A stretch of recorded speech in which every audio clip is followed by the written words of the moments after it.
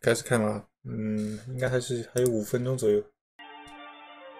咦，我操，有油管了！他现在把季度财报搞到油管上面去了，这倒是第一次。之前一直是一个录音平台嘛，所以说一直是不知道是一个什么样的一个平台啊。反正之前都是只能听一个录音，然后是在官网上的。现在虽然是官网上，但是可以看得出来，它其实是一个用了 YouTube 的界面啊。敢把这个放在油管上，但是在它特斯拉的官方油管频道上有同步吗？啊，真的有，是 unlisted， 但是这是一点，就是说是它不是 public 的，也就是说你公开搜的话是搜不到，只有有效的链接才能点进去。我们每次的话是特斯拉的官网里面去找一下才能找到这个页面。主要应该还是有5分钟时间，而且他们一般开始的可能会晚一点，总会稍微扫一下。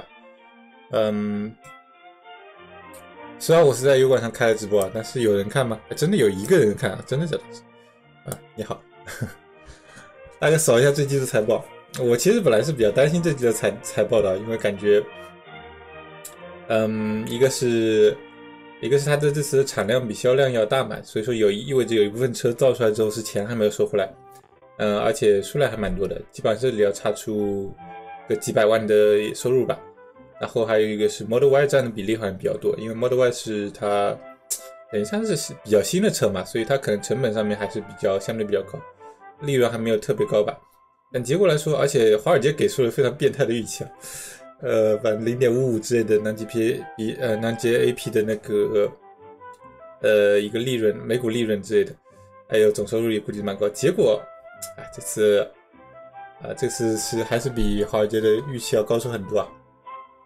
我也不知道怎么做到的，不过还蛮屌的这些数字，好像是待会看，好像所有的数字都刷到历史最高。那么就看一下这里边的 highlight 重点，那么是59亿的现金总量增加啊，这个你要解释一下，5.9 billion， 它这里59亿呢，有50亿都是它的这次的一次比较大的融资啊。但不管怎么说，它现在的这种现金额是现金和现金等价物加都到了145亿啊。那么其实就是钱多的有点可怕，都不知道怎么花的感觉，直接能造2个前轴工厂吧，还不止。然后呢，CapEx， 那么这方面就是融资的花销呢，减少到 1.4 billion， 这个怎么回事？他在做这个也蛮神奇的，他在做2个新工厂，结果 CapEx 的花销还变小了。比较神奇啊。那么按照 GAAP 的算法，收入是809 million 的收入，那么就是8亿多的收入。非 GAAP 的话，那么总收入是300多。主要是这里有一个股票的一个就这是总收不是净收入，拿 GAAP 的净收入331 million。非 GAAP 的算法，那么总收入是874 million， 8亿将近9亿吧。然后这里有一个我查了一下，就 SBC 呢是 Stock Based Compensate， 也就是以现金给员工的一种福利补贴吧。那么这个增加到很多，这里其中最大的一部分主要就是老马的一个一个奖励啊。它不是没有工资嘛，但是它如果说市值到达一定区间的话，它就会有不同的一个股票的奖励。那么这里是非常大的一笔支出吧，股票支出。股票等价物支出我也不知道该怎么翻，反正就是 stock compensate。然后 vehicle delivery， 破纪录的交货量等等，这些都是同时在建3个工厂。实在比较屌啊。那么这边 summary 你们要看的话看一下，我就快速往下扫一下。这是一个财务方面的总结表啊，可以看到它这里所有的数字基本上都刷到了历史新高啊，毫无疑问，就是你把2018年的第4季度比也挪进来看的话，这里的所有的数字应该都刷到了历史新高，还是比较屌的。尤其哪一点来着？就是在上面提到过的这里 operational margin 运营的运营的利润额的话，也达到了9.几啊。这个特斯拉以前长期是在负数的一个东西啊，就它卖车挣钱，但是公司本身的运营还有很多地方要花钱嘛。所以他们以前吐槽特斯拉说它挣不了钱，主要是说它是就说运营上的总支出来说。那现在这运营的收入能到了9.2%的话，这个在业界应该算比较高了吧？哇塞，已经开始了，那就没有机会继续往下看了。扫一下，自驾相关啊，还是有时间，还是有时间。可以看一下3个工厂自驾的相关，自驾它的公开 beta 已经开始了，不是公开 beta， 反正自驾的 beta 测试呢是昨晚还是前晚上开始了，昨晚上开始了，要以龟速慢慢的扩展出去。能源方面，这是一个典型案例，他们用了1天半安装完了它的太阳能瓦，但这是比较好的案例啊，比较差的案例我也看过报道，说2个月还没搞好，那主要是他们出了一些问题啊，这返工就是又拆了重做了一些特别糟糕的案例，这是一个非常好的例子啊。也得指出，他是先把衬底全部做好之后开始铺瓦片，花了1天半。那么衬底和测量之前的工作呢，肯定还是也要花一定的时间的。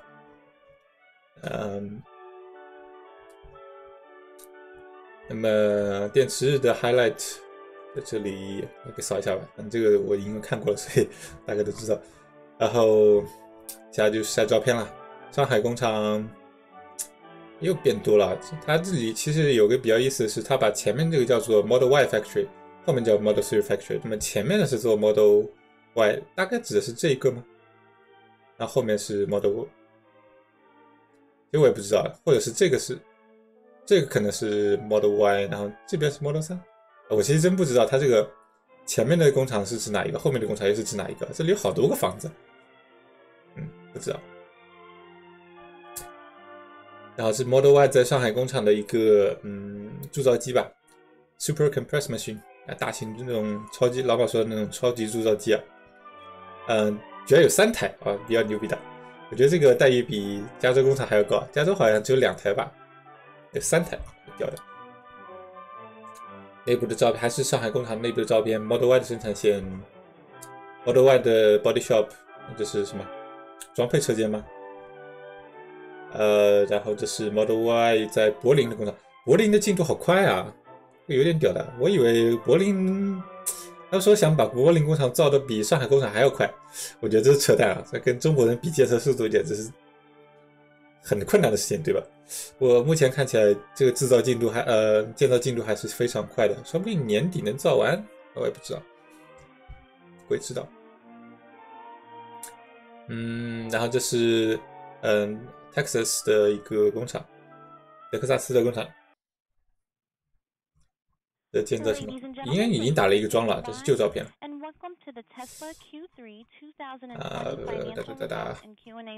感觉扫过去了，时间没了。就这样。那么反正待会儿就听了。那么我们稍改一下。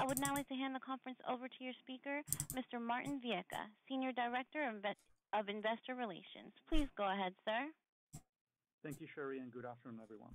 And welcome to Tesla's third quarter 2020 Q&A webcast. I'm joined today by Elon Musk, Zachary Kirkhorn, and a number of other executives. Our Q3 results were announced at about 1 p.m. Pacific time in the update deck we published at the same link as this webcast. 哦，有字幕了，我操屌！ In this call, we will discuss our business outlook and make forward-looking statements. These comments are based on our predictions and expectations as of today. Actual events or results could differ materially due to a number of risks and uncertainties, including those mentioned in our most recent filings with the SEC. During the question and answer portion of today's call, please limit yourself to 1 question and 1 follow-up. Please press star 1 now if you would like to join the question queue. But before we jump into the Q&A, Elon has some opening remarks. Elon? Thanks, Martin. All right, so Q3 was our best quarter in history. We achieved the record production and deliveries, record revenue, record net income, both GAAP and non-GAAP, and record free cash flow of $1.4 billion. This is really due to the amazing execution by the Tesla team. 那还是致谢特斯拉团队。really kick ass performance throughout the world. Of course, we had Battery Day, so we showed our plans for how we can expand in the future and improve core battery technology, core cell technology at the form factor level, chemistry level, and I think most significantly at the manufacturing technology level. Something a comment I've made in the past is that I think Tesla's long-term competitive strength will be primarily manufacturing. This is counterintuitive, but I'm quite confident this will be what happens. Anyway, so we presented what the team's been working on for a long time, well, batteries. We wanted to step back and really rethink batteries from scratch. First principle thinking, just look at the fundamental physics and say what, rather than compare to other products in the market, just say from a physics standpoint, if you know, what's the limit of physics? What's the platonic ideal of a perfect cell, and how close can we get there? That was our aspiration, and I think we've got a pretty good approach to it, which will only get better over time. Then we went through all of the engineering solutions for every important part of battery design and production, and we'll continue to iterate on that and just recursively improve the core cell and battery technology. The result we think in a few years will be batteries that cost half as much, and where the capital expenditures required are a third or less of what they are today. And we expect Giga Berlin will see our first battery cell production line at scale. Regarding the full self-driving beta release, the Autopilot team, again, just a really all-star team. I spent a lot of time with the Autopilot team, and there's just a lot of really talented people in that team who've worked incredibly hard to get the beta release out. So I just want to thank them for their hard work, and it's just a very smart group of people. So I think we're starting very slow and just very cautiously, because the world is a complex and messy place, and so we put it out there last night, and then we'll see how it goes, and then probably release it to more people this weekend or early next week, and then just gradually step it up until we have hopefully a wide release by the end of this year. And of course, as the system collects more data and it becomes more robust. It's sort of like, how does Google as a search engine get better? It's because everyone is programming it by asking it questions all the time and clicking on particular links. So it's got this great feedback loop, and that makes it an extremely effective search engine.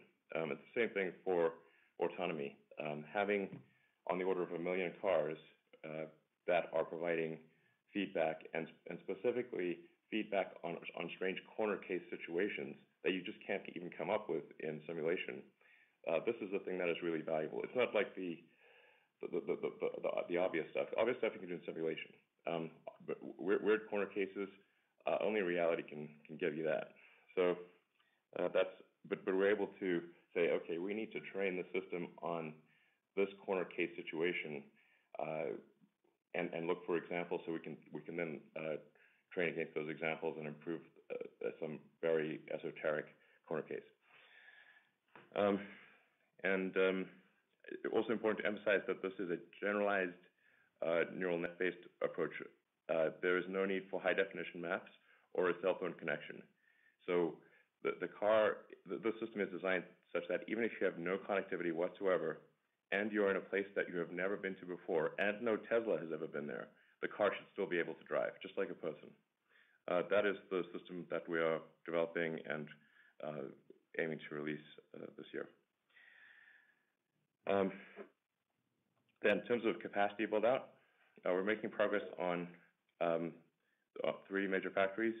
We're continuing to expand Shanghai significantly, which is going incredibly well. The Tesla China team is just, incredibly good. Super smart, work hard. It's like, I'm always amazed by how much progress the Tesla China team makes. It's beyond all reasonable expectations. And then we're under construction in Berlin and Austin. So also making good progress there. Yeah, it's great. It's overall going well. I should make the point that for Berlin and Austin, we do expect to start delivering cars from those factories next year, but because of the exponential nature of the spool up of a manufacturing plant, especially one with new technology, it will start off very slow at first, and then become the output will become very large. Just in general, manufacturing follows the S curve, and and I think sometimes people that haven't spent a lot of time manufacturing kind of think that once you have a factory, you can just sort of turn it on and it's at capacity. But it will typically take about 12 to 18 months to reach capacity, and that is a very fast period of time, especially for new technology. So, yeah, I'd say 12 to 24 months even. So generally what I see is the manufacturing capacity is underestimated in the beginning for quite some time. Then it's sometimes overestimated because this is an S-curve. It goes exponential to linear to logarithmic. It's actually an incredibly hard thing just bringing a production plant to volume technology. Because you can actually think of it like you've got, to first order approximation, 10,000 unique parts or processes, all of which operate on an S-curve, and with a bunch of uncertainty, and you can just slide 10,000 S-curves on an X-axis, and that's what bringing up a large automotive plant is like. And which one's the laggard, which one's the leader? It's very difficult to tell, and it's constantly changing. So it's really one of the most difficult challenges I've ever seen. So let's see. In conclusion, thank you. All we've achieved would not be possible without the incredible hard work of tens of thousands of Tesla employees and all the people at our suppliers as well. I'd like to thank our suppliers. We continue to grow as fast as we can while focusing on cost control and improving quality. And ultimately, the best company will be that which makes great products at an affordable price, and that is our goal. I think I've never felt more optimistic about the future of Tesla than I do today. I'd also like to thank investors who have stuck with us through thick and thin. I think there's a lot more good stuff to come. All right, with that, we can move to questions. Thank you, Elon. I think our CFO, Zachary Kirkhorn, has some opening remarks as well. Okay, sure. Sure. Yeah, thanks, Martin. Overall, our financial health continues to rapidly improve, with Q3 being another great quarter on nearly all dimensions, as Elon has mentioned. On net income, we achieved our fifth sequential quarter of profitability, our best net income, and nearly double-digit operating margins. Two things that are important to note to set context for Q3 profitability. First, the regulatory credits business was stronger than our expectations, and we are tracking to more than double this year compared to last. Second, as a result in the rise of the market cap of the company, the second and third tranche of the CEO grant vested during the quarter. Additionally, we have begun expensing one more tranche, resulting in roughly $300 million of combined period expense. I think it's reasonable to view the quarter excluding both these items to get a true sense of the health of the core business. On automotive gross margin, excluding regulatory credits, it increased materially from 18.7% to 23.7%, with some of our programs achieving greater than 25% gross margin. Keep in mind that inefficiencies related to factory shutdowns affected our margins in Q2. We continue to reduce our manufacturing and operational costs. We are also seeing benefits from the ongoing upward trend of locally built and delivered cars, which has increased from under 50% at the beginning of last year to over 70% most recently, which is a core component of our cost reduction strategy. We are also seeing financial benefits from improved vehicle reliability across the fleet. Services and other margin improved yet again, driven by our used vehicle business and efficiencies in our service operations. In the energy business, we achieved record storage deployments aided by the positive reception of the Megapack and Powerwall products as production and deployments grow. Additionally, our solar deployments doubled and we're continuing to make progress on that front. On cash flows, our cash balance increased to $14.5 billion, which includes free cash flows of $1.4 billion, our highest yet. Our operating cash flows were $2.4 billion, including a $600 million benefit from working capital, as we've made progress on days of receivables and inventory, despite a reduction in days of payables. Note that the majority of our operating cash flows are driven by the strengthening of our core operations. Capital expenses grew to $1 billion, driven by Model Y investments in Shanghai, Berlin, and Austin. As for previous investments in Model 3 Shanghai and Model Y in Fremont, we're expecting these programs to have already fully paid for their respective investments by the end of this year.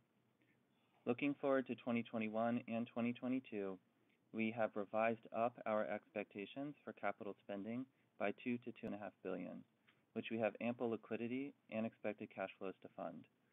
This is driven by an increase in in-source scope for certain factories, including battery cell manufacturing, as well as investments to enable greater capacity expansion in the future.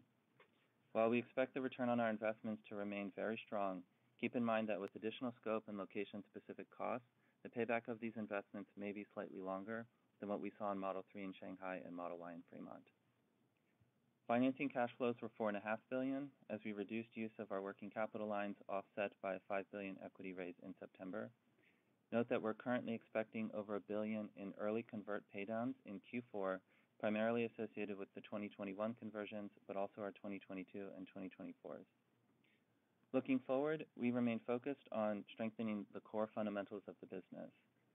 We are increasing production to meet demand, reducing costs, including localization, driving higher efficiency across the business, and tightening our cash conversion cycle.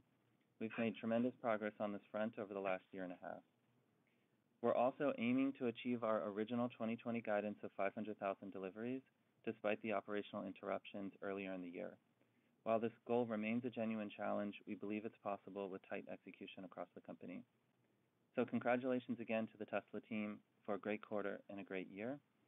I'll hand it over to RJ Johnson, who joined Tesla earlier in the year and is leading our energy business, for a few comments. Thank you, Zach. First, I'd like to also thank and congratulate the team on a job well done. Q3 was a strong quarter for the energy business, and we're poised for continued strong growth in energy storage and solar. Megapack is going to be a large growth segment for the business, and deployments will continue to expand rapidly as the product reaches full capacity. We have more demand than supply through 2021, and we continue to ramp the product to match unprecedented demand across the globe through 2023 and beyond. Our order book is rapidly filling up through 2023 in the multiple gigawatt-hour scale. Large-scale solar plus storage is now more cost-effective than traditional fossil fuel generation in many locations across the globe. This trend will continue as we remove costs, which will further displace existing and new fossil fuel generation. This is true for standalone storage as well. Many customers are utilizing AutoBidder to maximize returns as we optimize our hardware and software with advanced real-time bidding strategies that continue to outperform the market where deployed.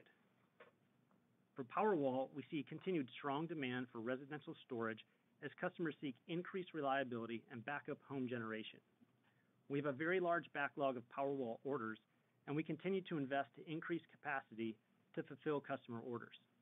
We're just now capturing the full power of customer-sided solar plus storage as customers in some jurisdictions are providing services back to the grid when they don't need to consume energy or have backup power. This has massive potential to reduce system costs and make the grid more efficient globally. In the United States, we lowered our residential solar retrofit price to $1.49 a watt after tax incentives, which is the lowest in the industry. We're able to do this by leveraging our online vehicle ordering infrastructure, which substantially reduces soft costs associated with sales and marketing. As a result, our fixed costs remain relatively flat as our volume and efficiency increase, leading to increased profitability in the retrofit business. We're using the same methodology across the entire energy business, including service, to capitalize on the technology backbone of the company. Solar Roof is especially exciting as we've gained significant experience over the last year in the installation process, which is a key enabler to scale the business. We've recently demonstrated our ability to complete Solar Roof installation in just one day. Please note this still requires 1 to 2 days to remove the existing roof and prepare it for the Solar Roof installation. Clearly, there will be a range of installation times based on size, complexity, weather, and other factors. Overall, our reduced installation time provides a better customer experience and will enable the business to grow exponentially as scale effects allow for increased efficiency. In closing, we believe the energy segment is poised for a strong growth as we continue to focus on increasing scale while reducing cost to maximize profitability. I want to thank the team again for their hard work, and I look forward to another strong quarter ahead of us. Thank you very much, everyone. And let's begin with questions from Set.com. The first question from retail shareholders is Tesla planning to start 4680 cell production at Giga Berlin at the same time as vehicle production? Can Tesla share more information on what products will use the battery cells from the pilot line in Fremont?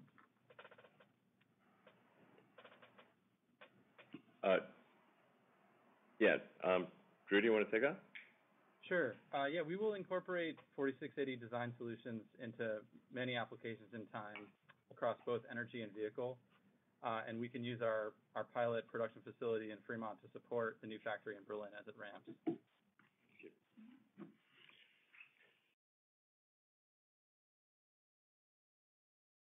Thank you very much. Let's go to the next question, which is question number 2 from retail shareholders. Does Tesla's tabless cell design allow for significantly higher peak charging rates? Does it improve the required taper curve? Yeah. The fundamental limitation on charge rate in lithium-ion batteries is avoiding lithium plating on the anode. And while the tabless architecture helps avoid overheating because it's a more power-dense architecture at high continuous charge rates, it doesn't change the anode plating story. Electrode design and anode material choice more directly determines the maximum charge rate and how to avoid that lithium plating problem. Okay, thank you very much. The third question from retail is, would FSD be able to be transferred to our next vehicle or pay a transfer fee? It would add to a brand loyalty, the same way gaming companies and cell phone companies keep you in their ecosystem by letting you transfer purchases to upgraded hardware.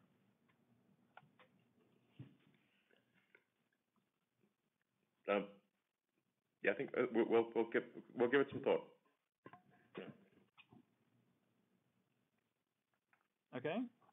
The fourth question is, what are the remaining constraints to be solved for Solar Roof installations to ramp significantly? Carl? Yeah, this is Carl Peterson. I'm on the Solar Roof engineering and installation. The biggest constraint right now in Solar Roof ramp is getting enough installers on board and trained and experienced. We've made a lot of progress on this in Q3, and we're continuing to hire. The next opportunity is improving the material flow on the job site. We've talked about this a lot in the factory as well, that setting up the right packaging, kitting, so that every installer on the roof has the parts they need at their fingertips. Also, we've had great response from third-party roofing contractors as they're ramping up installations for Solar Roof on their customer homes, which is a big source of future growth. Thank you, Carl. Yeah. Now, I mean, here's a way to think about a product, in my opinion. You have to say, I think, what do you want the world to look like? When you look around the neighborhood, future, decade from now, what do you want? What products are going to make your life better? What future do you want? And I think a future where we've got beautiful roofs with generating energy that are tough and resilient and better in every way than a regular roof, and alive with energy, that's the future we want. The Solar Roof is a killer product. This will become obvious next year. Thank you. And the last question from retail shareholders is, you recently referred to Tesla as a conglomerate of startups. Other than manufacturing electric cars, what do you suppose will be the most valuable business units within Tesla over the next 5 to 7 years? Could you envision any of them ever spinning out from Tesla? Well, yeah, I was thinking about this today. I mean, there's probably in excess of a dozen startups effectively in Tesla. Every major product line is a startup. Every big new plant is a startup. And sometimes, frankly, we have to learn the lesson a few times before it sinks in. Even things like service and sales are startups. Other car companies, OEMs, they don't own their sales and service. So we have to create our service network. We have to create our sales and delivery network. We have to do this in, 40 countries, multiple languages. Something that people don't really even know much about is our internal applications team that writes the core technology that runs the company. We are not dependent on enterprise software. Like, for those who understand what this means, this is a very big deal. And my hat is off to the great work of the internal applications team. They write the nervous system, the operating system of the company, the Tesla operating system. Extremely fundamental. Obviously, insurance is substantial. So insurance could very well be, 30-40% of the value of the car business, frankly. And as we've talked about before, with a much better feedback loop, instead of it being statistical, it can be specific. Now, obviously, somebody does not have to choose our insurance, but I think a lot of people will. It's going to cost less and be better, so why wouldn't you? Then the whole autonomy thing is a startup. The computer chip designing our own computer chips was a startup. Obviously, cells are a startup. Designing and making our own power electronics for the drive units. Designing, manufacturing our own motors, chargers. The supercharger network is a startup. The thing I think that people just don't really understand about Tesla is that it's a whole chain of startups. And they're like, well, you didn't do that before. Yeah, but we're doing it now. And I think so far we've maybe been a bit slow with some of the startups, but I don't think we've had any of them fail. So far so good. No plans to spin anything out. That just sounds like added complexity. Thank you very much. Let's go to institutional investor questions. The question number one is, as a bridge to the ride-hailing network, could you leverage the insurance product to give customers the ability to rent out their vehicles via the app, thereby enabling the car to make money for them? So basically, proprietary version of Turo. I think we're going to focus on enabling the robotaxi system. So you can just basically that's really quite a small subset of the overall robotaxi or robocar thing, where you can have the car be autonomous for you. You can have the car be shared with friends and family. You can add or remove it from the network. You can have it be entirely in the network. I mean, if you're an Uber or Lyft driver, you could be managing, a fleet of 10 cars. This sort of seems like a shepherd tending the flock type of thing. It's like you just get way more leverage. So I think that's sort of we could do that, and it wouldn't be very difficult. But we're going to just be focused on just having an autonomous network, that has sort of elements of Uber, Lyft, and Airbnb.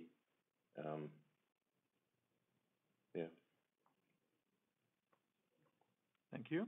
And the second question from institutionals is, residential energy use accounts for roughly the same magnitude of carbon emissions as road transport. Today's boilers and aircon units are profoundly unsexy. Could you elaborate on hints that HVAC advances with the Y could also find use in a domestic system?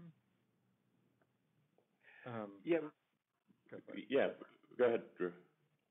I was just going to say, I mean, I think one of the things we focused on with the Model Y and now Model 3 heat pump system was learning how to build a tightly integrated system capable of moving heat to and from anywhere, really, powertrain, battery, cabin, the environment, in outside ambient temperatures all the way down to like negative 20 C, so 30 C. And that's definitely applicable to the home's needs of heating and cooling the home and the water in your house. So certainly applicable. Elon? Yeah, absolutely. I think like the heat, for the heat pump in the car, being able to use the battery as both a thermal and an electric energy reservoir is very significant. Same thing could be applied to a home with the water heater, and the battery pack itself, of course. So, like, I think there's potential for an integrated home system that kind of does power generation, storage, heating, cooling, air filtration, water purification in a really tight package. We don't actually have like a prototype or anything, but I think conceptually that is something that would be probably good to have. Thank you. The third question from institutionals is, if meeting your long-term volume targets requires price reductions that preclude you from achieving your low double-digit stated margin targets for the autos business, will you still reduce prices accordingly?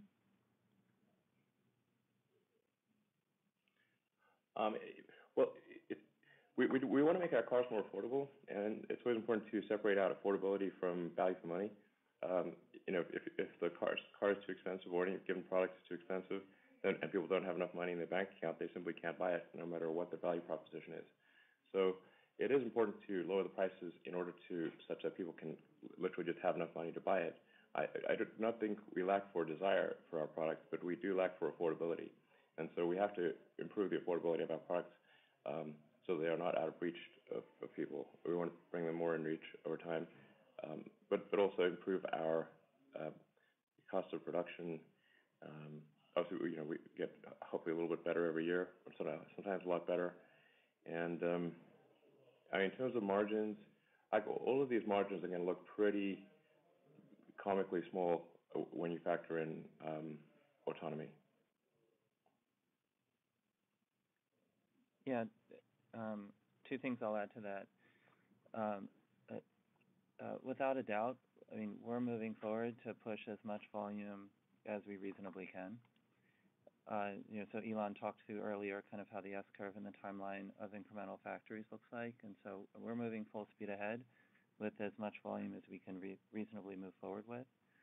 The second comment I'd make is if you just look at the journey of the company over the last year and a half, we have grown volumes and grown gross margins despite a number of price reductions over that period of time, and we've kept OPEX fairly stable during that period of time as well. And so the key is what Elon mentions here. I mean, we have to improve the affordability of the vehicle. We have to also continue to make progress improving the cost structure of not only COGS, but of OPEX, which we've demonstrated over the last year and a half, I think quite successfully, and improve the value of the vehicles at the same time. So in addition to reducing the cost of the car, we're making the cars better. And that's the formula to sell the volume.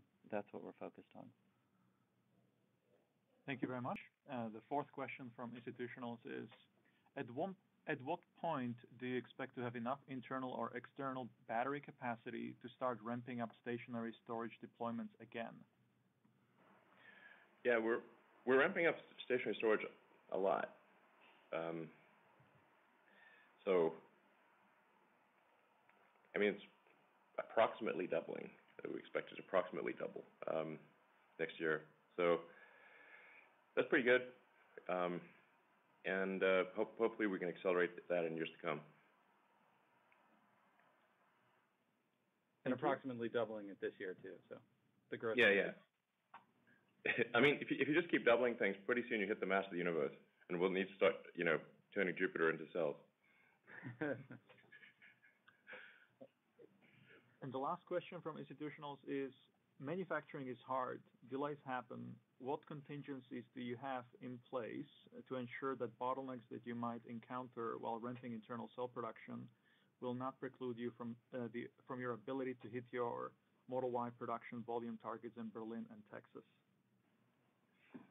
Yeah, so I think it's we've tried to de-risk 2021 so that there's almost no dependency on our internal cell production. It's very, very small. The internal cell production will help us ramp in 22, but we're not dependent on it for 21. And to de-risk the manufacturing system itself, that was one of the reasons why we located our pilot production facility here in Fremont, so we can rapidly iterate on manufacturing scale-up challenges, provide rapid feedback to the design of both the product and the equipment. Yeah, and our pilot line is pretty big as pilot lines go. It will be in the top 10 cell factories on Earth, I believe. Yeah, that is true. Our subscale one, yeah. So. Thank you very much. And now we can go to questions from analysts online. Shuri? Thank you. Again, we remind you to please ask one question and one follow-up question. Our first question will come from Rod Lachey with Wolfe Research. Please go ahead. Hi, everybody. Just wanted to ask about the targets from your battery day. Looked like you could be approaching something like 20 million vehicles by 2030 if you hit those goals. Could you maybe share with us a little bit more of a midterm target, like where would you be by 2025, and maybe give us a little bit more insight into the investment required to get there, just to put that extra $2 to $2.5 billion per year into context. Yeah, I mean, I think the tricky thing with trying to predict things midway through an exponential is that if things are doubling every year or even just growing 50%, then if you shift one, plus minus 1 year, it has a huge effect on the number. So then it sounds like, wow, you either massively exceeded or massively undershot. But it's actually what's going on is a giant S curve. So a whole bunch of pretty big S curves that integrate into a gigantic S curve. So that's why it's difficult to predict the middle. And I'm not saying for sure we'd hit 20 million vehicles, but it does seem like a good goal to have, because that would mean that we're replacing 1% of the global fleet per year. And it's difficult to say that are we really changing the world if we're not switching out 1% of the global fossil fuel vehicles? I mean, I'm not sure that we can make that argument unless we change at least 1% of the vehicles per year. So that's where the 20 million vehicles per year comes from. It's like 1% of 2 billion vehicles, which is the global fleet currently. The global fleet is growing, so it'll probably be a bit bigger in the future. So okay. It's hard to say. It's like, I don't know, map an S curve to a $20 million vehicle target in 2030 and move the slider around and see what that number looks like. Mm-hmm. That will give you about as much insight as we have. Okay. And just secondly, if solid-state lithium metal were to become viable, could you just maybe just pass along your perspective on that, and would you be able to repurpose most of what you're putting into place for changes in technology? Yeah, I mean, answering the first part, the cell production system is fairly agnostic on anode, cathode, electrolyte, separate, that kind of thing. We could change, and we will change and upgrade the all aspects of the cell. And we could, for example, make iron phosphate or nickel manganese or something like that. It's quite adaptable. So I wouldn't say it's not too much to worry about. The lithium, like a pure lithium anode, is maybe not. It's not as great as it may sound.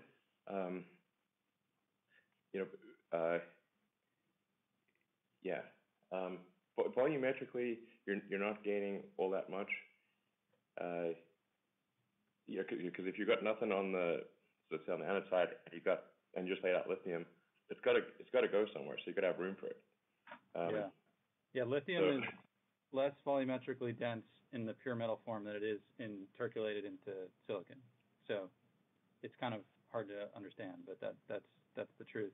And then, as we showed in our presentation, the total anode cost that we're talking about is only $1 or $2 per kilowatt hour. So the value of like removing the anode material isn't super high either. So, yeah, I totally agree, Elon. Yeah, exactly. But if it should turn out that a pure lithium anode is the right move, that would be no problem. Right. Agreed. Yeah. All right. Thank you. Thank you. Next question, please. Our next question will come from Colin Rusch with Oppenheimer. Please go ahead. Thanks so much, guys. You're talking about insourcing a number of processes. Can you talk a little bit about which processes you're moving in-house and the equipment that you're planning to make yourself versus some of the equipment that you'd be buying from other folks? So are you talking about for cell manufacturing or something, or? Well, cell manufacturing for sure, as well as on the molds that you talked about. But in terms of the capex budget that you mentioned earlier, talking about the number of processes coming in-house and which equipment pieces you're planning to make yourself versus buying. Okay, well, I mean, Tesla is absurdly vertically integrated compared to other auto companies or basically almost any company. We have a massive amount of internal manufacturing technology that we build ourselves. We literally make the machine. In fact, we design. It's like, okay, what is the thing we want to make? Design the machine that will make that thing. Then we make the machine. This makes it quite difficult to copy Tesla, which we're not actually that opposed to people copying us, but it's quite difficult because you can't do catalog engineering. You can't just, I'll pick up the supplier catalog, I'll get one of this machine, one of that machine, bingo, now I'm Tesla. You have to. There is no catalog. So we made the machine that made the machine that made the machine. It gets no. We don't want to get carried away here, but and quite frankly, we would like to outsource less. That would be great, because then if we could outsource, if we could take something that we're doing and outsource it, then we could take those people and we could have them do something else. Yeah, it's like we just make a crazy amount of machinery internally. That's also not well understood. If you just walk around the factory, you can get a sense for it. Yeah, I don't know if this is like a smart move, but I just know, like, hey, if we're trying to make progress and nobody's got the machine that we need, we got to make it. So we do. Okay, and then the second question is really around, the balance sheet has really changed. You guys have run awfully lean, and you've got a lot more cushion at this point. And obviously there's opportunities around insurance to drive out some of the cost of ownership as well as financials. How are you guys thinking about that as you move into trying to accelerate demand a little bit and your ability to leverage your access to capital and enable some of those other products? Is that changing from where you've been in the past? Yeah, I mean, something like insurance is a good example of a product that's basically made by our internal applications team. So we made the insurance product and connect it to the car, look at the data, calculate the risk. This is all internally, basically internal software application. It's pretty low capital, but has very high return. I don't know. We're trying to spend money at the fastest rate that we can possibly spend it and not waste it. That's our current plan. And so it's quite hard to spend money without wasting it. Or just, we're like really just trying to not waste too much of it, frankly. We will certainly waste some of it. But trying to not waste too much of it, this is very difficult. But otherwise, we just try to spend money as quickly as possible in a way that is sensible and yields more value than it costs.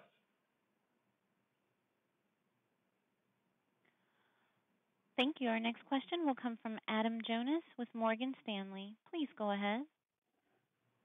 Hey, Elon. Question on LiDAR. If LiDAR were totally free, would you want to use it in your cars near term? Would that tech significantly help Tesla in the training of your neural network for FSD? I mean, totally free? Probably not.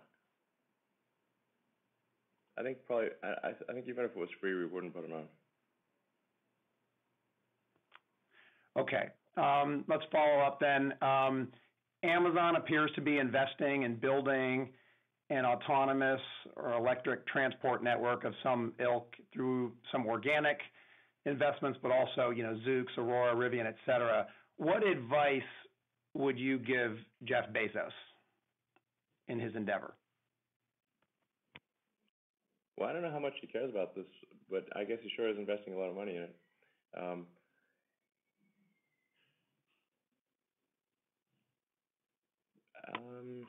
I mean, I think you obviously need to vote for, if you care about autonomy, you need to focus on vision, because the entire road system is based on passive optical. So you have to solve passive optical to have a self-driving system that is a generalized solution. And once you solve passive optical, you've solved self-driving. So why bother with anything else? Thanks, Elon. Thank you. Let's go to the next question, please. Our next question will come from Pierre Ferragu with New Street Research. Please go ahead. Hey, thanks a lot for taking my question. A very simple one. You haven't talked that much about the Cybertruck today, and I was wondering how the ramp of that product is looking like, when we should see the product hitting the road, and how fast you expect to ramp volumes. And I have a quick follow-up. Sure. I was in the studio actually on last Friday with Franz and the team, just going over some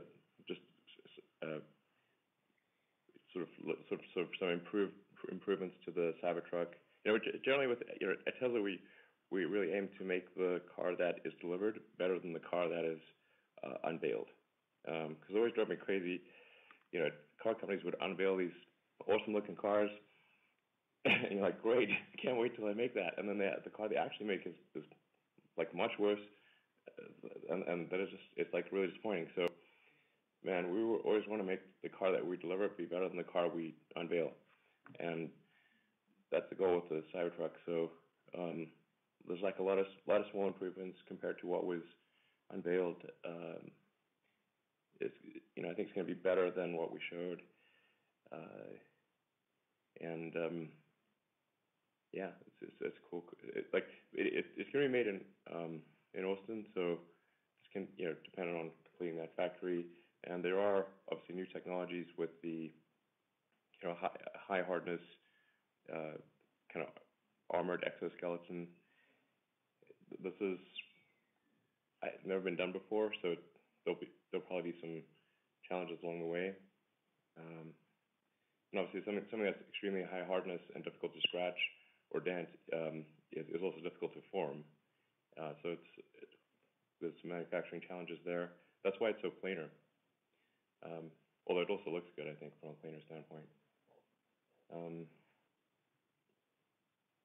Yeah, man, if all goes well, we'll be able to do some Cybertruck deliveries towards the end of next year. Yeah, so it's difficult to predict.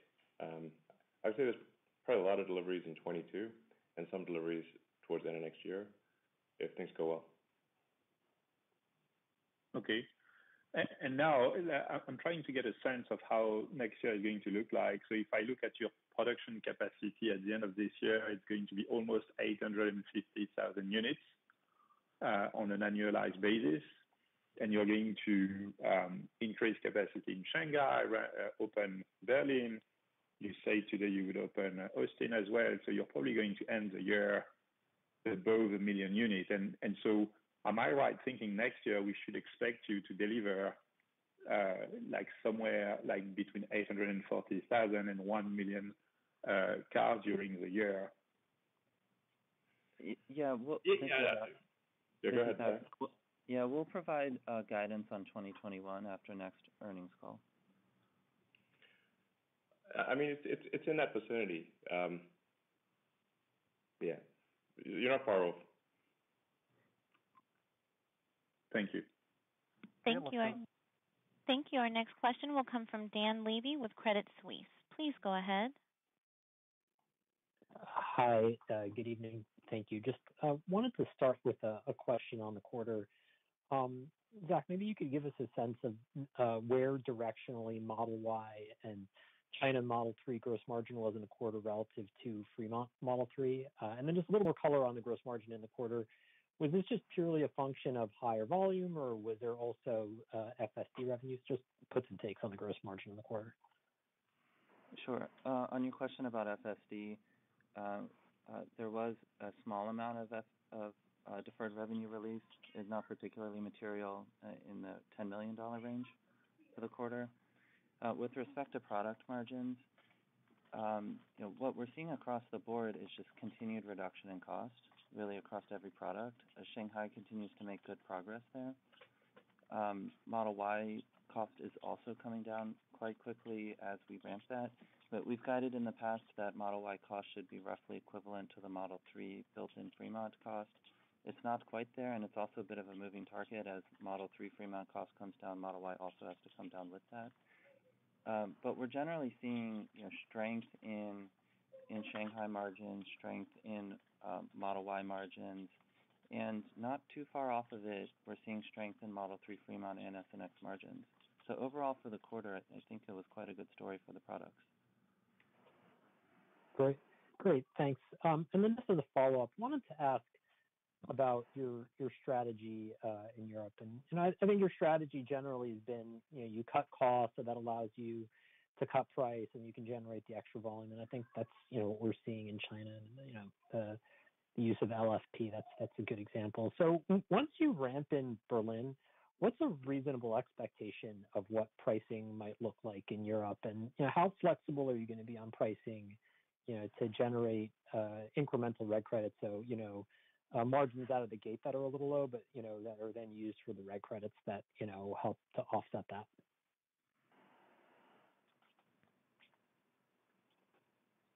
Yeah, but what I think I would say generally to the question is, we've been in a position for some time now where we are prioritizing where in the world we send our production. And, there's different factors to that depending upon when different product changes are made, what the logistics routing looks like, different things going on in different markets. But we are in a position where we need to prioritize. What we're trying to do as fast as we possibly can is get production up higher so that we're not in a position of needing to prioritize again.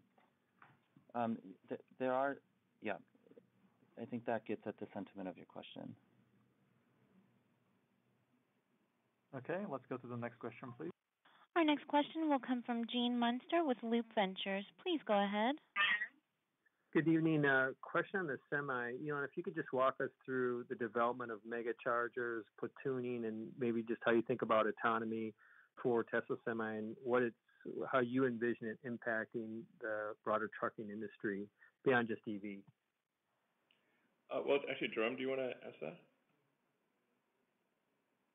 Yeah, we continue the development of the Semi, and in particular, mega chargers. We realized that the 350 kilowatt or so that we might be looking for cars is not going to be enough for Semi. So we're looking for something much more powerful than that can achieve essentially charging as fast the Semi as you during a break during your driving time, so that you can drive until the next break. So there is no usable or efficient time wasted for charging the Semi. That's the goal. We're working with other parties to make sure that there is a standard infrastructure that will be able to be deployed for all customers. That's probably all I can say at this point. We're not working on. Sorry, go ahead. We're not working in isolation. We're trying to. We have to invent it because it doesn't exist, But we're trying to invent something that could be helpful for everybody. Yeah, just a note on the sort of semi. The semi does consume a lot of cells, so it's call it 4 to 6 times more than a passenger vehicle. Maybe call 5, 5-ish times. So if we are cell constrained, it's difficult to ramp up the semi because there's no cells. So we need to solve the cell constraint before ramping semi to significant volume. That's the only real constraint on semi progress. We found over and over again we just kept running into cell production limitations, and then we're just taking things out of one pocket and putting them in another. We just need more cells so that we can do more stationary storage, more vehicles, more vehicle lines. My truck, we need more cells. So makes sense. Question, just as you think about, you've talked about robotaxi and how you think that's going to impact kind of humans moving around. How do you think about semi impacting freight longer term? I mean, is this something that is nice to have and a complement to all of your tech getting in new markets, or do you think that this could be a material business? I think it's very material, for sure. I mean, really long term, all transport will go autonomous. Yeah, horses are already autonomous, but all transport will go autonomous. So including semis. So it'll be pretty significant. And the technology that we're putting in semi is identical to what we're putting in the other vehicles. Yeah, it's just bigger and more motors. Yep. Thank you. Let's go to the... Our next question will come from Ben Kallo with Baird. Please go ahead. Hey, thanks for taking my question. Hey, Elon, what do you think the biggest structural issue is with the, let's call it old school OEMs, or one or two of the structural issues for them not getting their act together and catching up with you? And then you mentioned what we want the world to look like ahead of us. What do you envision that? Is like just Tesla or Tesla and Rivian or what? Thanks. Well, I do think there will be other car companies. I don't think we're going to be the only one. So, I mean, the thing is that like what other car companies do, even in the auto segment, is quite a small subset of what Tesla does. So, Tesla, we design and build. We're very vertically integrated, so we're designing and building so much more of the car than other OEMs, who will largely go to the traditional supply base and I call it catalog engineering. So it's not very adventurous, and basically it ends up like all the products end up looking the same because they're going to the same suppliers. So I mean, to the degree that you inherit legacy components, you inherit the legacy limitations and cost structure, and so you kind of need to make new ingredients, new parts, and then there's no machine to make those parts, so you have to make the machine that makes the parts. So Tesla's like we probably, I mean, we might be an order of magnitude more vertically integrated than other car companies, and if we're not now, we certainly will be. And then we also have to create, like I said, our sales and service and distribution system in, I don't know, something on the order of 40 countries. At some point it'll be over 100 countries, whereas the other car companies do not own their sales and service and distribution. So, they kind of, assemble parts from a supply base and then hand them to a dealer base. So it's just like, it's not just it's like comparing Tesla to a car company, like just comparing just really one facet or dimension of Tesla. We're like maybe 10% in common with other car companies. Thank you. Let's go to the last question, please. And our final question today will come from Philippe Houchois with Jefferies. Please go ahead. Yes, thank you for taking my questions. I've got two. The first one for me is try to understand your business model for stationary storage. Have your thoughts on it? I mean, there are two broad directions for me. One is selling hardware, which is a bit of a cost-plus business. And I'm just wondering if there's an opportunity where Tesla could actually share into the savings that utilities in particular could be able to achieve in like grid stabilization. The information I was able to get on your business in Australia a few years ago suggests that, given the savings that are achieved, your hardware could have been sold at a higher price. I'm just wondering if you have, you can share views on where the business model is going. Yeah, I think you're probably right about that. I mean, RJ and Zach, what do you guys think? Yeah, I mean, we're already seeing this in Australia, where we're seeing behind-the-meter aggregation that is providing grid services back to the grid, which effectively reduces the price to the customer and reduces the prices for the grid operator. So you're seeing this trend happening across the globe. And it's going to be at the residential level as well as the wholesale level. So, Megapack on one end and then Powerwall on the other side. Those two working together in tandem, and the software layer on top of it, AutoBidder being that really is going to help make the grid more efficient using the hardware platform and software together. And just a point of clarification, like that, the large battery power plant in Australia, like we continue to operate that power plant and generate revenue in the market. So whether we could have sold it for more or less, like we're continuing to make money off of that power plant. Right. Okay, thank you.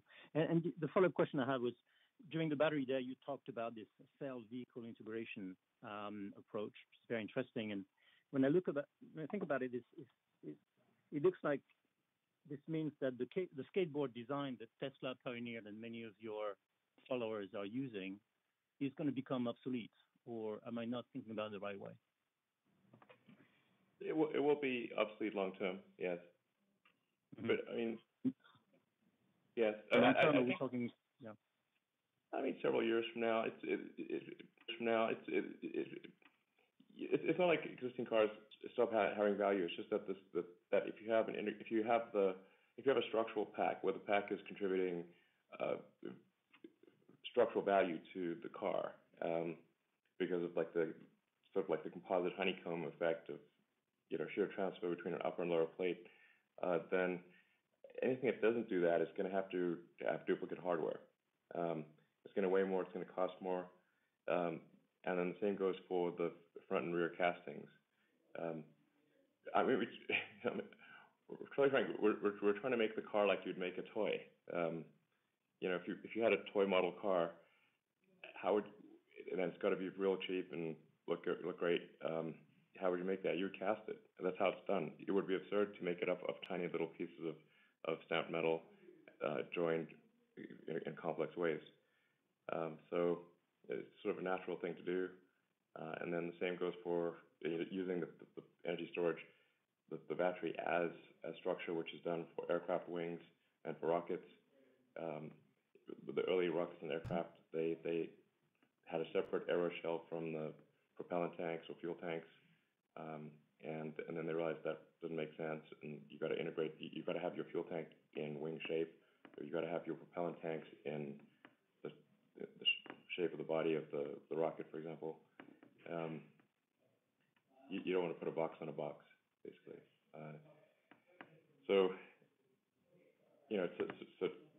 Which over many years made it like basically uncompetitive to have an aircraft that has separate fuel tanks from the wing. The wings need to be fuel tanks. But like I wouldn't think of this as like it's like an overnight transition. It's several years. But then, like I said, over time it won't be competitive to have a different architecture, in my opinion. Thank you very much. Unfortunately, this is all the time we have for the Q&A today. Appreciate all your great questions, and we'll speak to you again in about 3 months. Thank you. Goodbye. All right, thank you. Ladies and gentlemen, this concludes today's conference call. Thank you for your participation. You may now disconnect.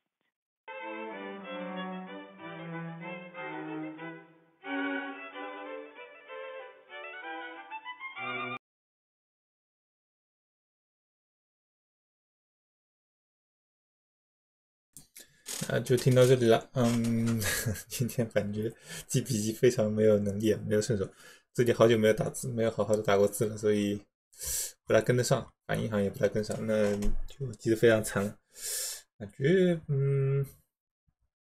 爆料没什么爆料，但感觉这次的财报还是蛮扎实的，反正这次结果非常比较好嘛。财报本身好像也没有给特别多爆料，还有一个提问是想问他明年的产能怎么样，他就阻止老马去直接发言，然后就是说请见下个季度的那个预测吧，公开预测。那老马说了，基本上好像会是100万数量级，但没有个具体的数字。还有什么内容？没记太多内容。来看吧，另外一点比较有意思是，怎么说呢？他们改成这个 YouTube 的一个播放形式，说不定我可以把这个视频下来，然后再放一个原版视频，为我们看吧。我这次的财报就录到这里吧。个人的话，因为听得不是很认真啊，然后也没有想到有什么特别多内容来补充或者来强调一下，稍微扫一眼吧，要不就我扫一眼看 Electric 上面有什么比较好的总结嘛。这个有，就是他们即使说他从财报上有一例是太阳能屋顶的一个2天不到的安装嘛，这因为这个 Electric 之前有很多相关的报道，那应该是一个比较好的记录。当然之前他们一个比较差的例子也有，比较好的例子都在 Electric 上有过相关的报道。内部照片他也没有，现在还没有公布特别多的总结，有什么特别亮眼的东西之后再动态提一提吧。总归视频的话就录到这里。反正就是每个季度还是按照惯例的来听一下财报，那就这样吧。感觉财报老马的发言也是越来越中规中矩了，那就这样吧。那么这个视频就录到这里，那么有兴趣听的，希望大家喜欢这个视频。其实这种的视频还是相对比较无聊的，我很感叹有人居然听到最后啊，在现场。那么就到这里了，那么下次再见吧。